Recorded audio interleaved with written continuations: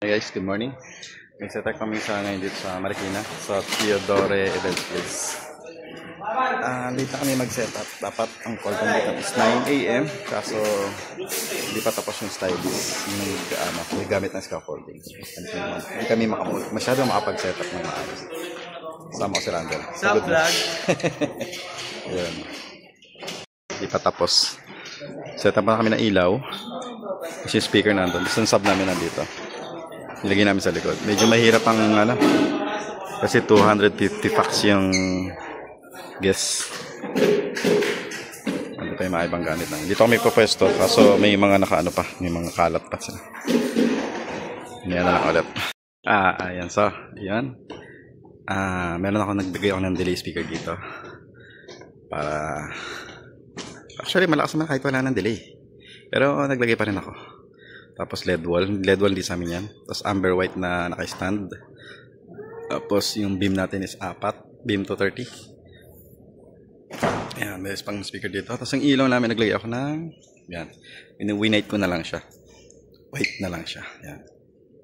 Tapos ang control boot namin nandun. May DJ nga pala tayo, si DJ Gerald. Nagpe-prep na siya ng gamit niya. Tapos yun.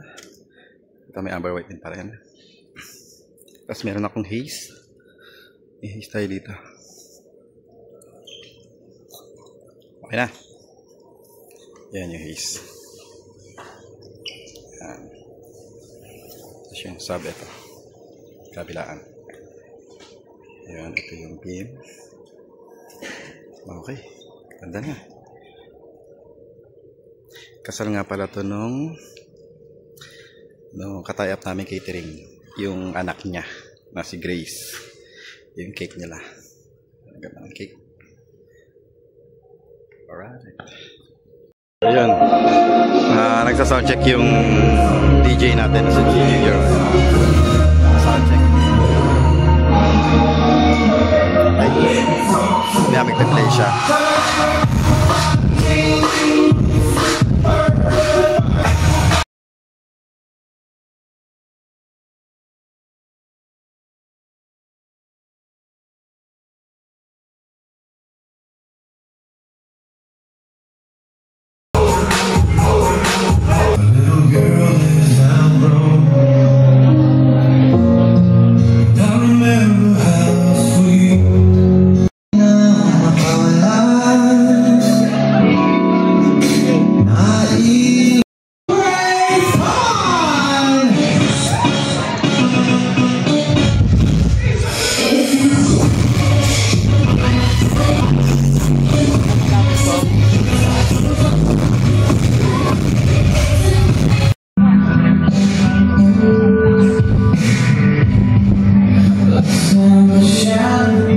Like you always do.